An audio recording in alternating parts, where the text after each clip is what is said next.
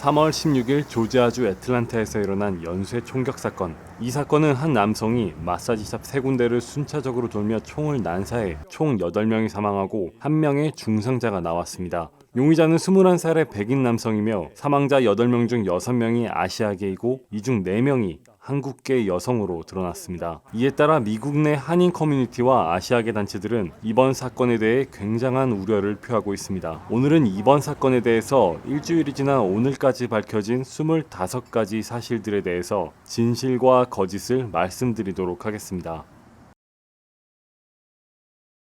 애틀랜타 경찰은 용의자에게 살인 혐의를 기소했지만 아직도 살해 동기에 대해서는 증오범죄 혐의를 적용하지 않았다.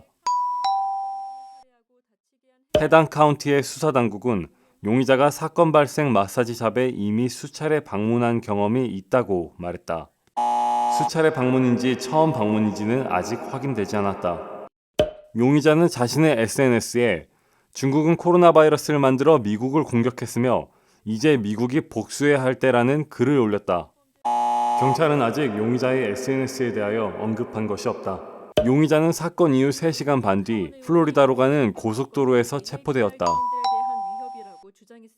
용의자 체포의 결정적 단서를 용의자의 부모가 제공했다.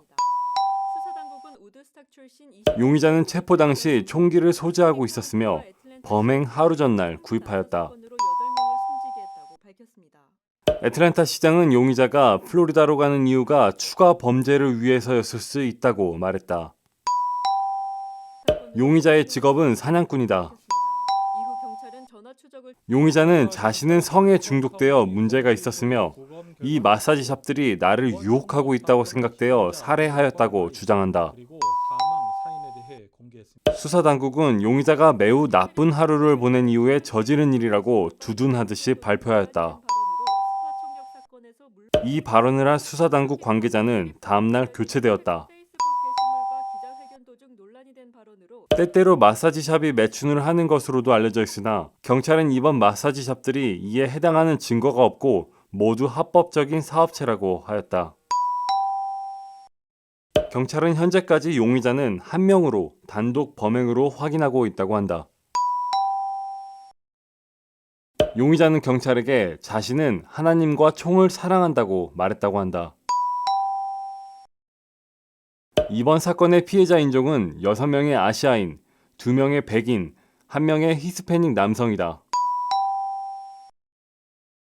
한국계 희생자 중 1명은 직원이 아닌 남편과 함께 온 손님이었다.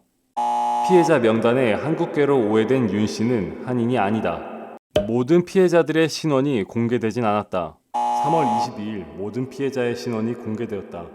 두 번째 범행 장소에서 직원은 용의자가 아시아인을 다 죽이겠다고 말했다고 전했다. 어떤 직원도 해당 발언을 한 적이 없다고 한다. 애틀랜타 대표 지역 언론 중 하나인 AJC는 현지 한인들이 매우 두려움을 느끼고 있으며 외출을 삼가고 있다고 보도했다.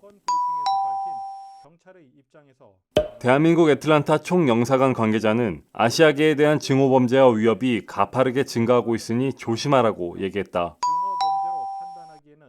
조 바이든 대통령은 며칠 동안 조기를 개항하고 직접 애틀랜타를 방문하여 아시아계 미국인들이 매우 우려하고 있음을 인지하고 있다고 했다.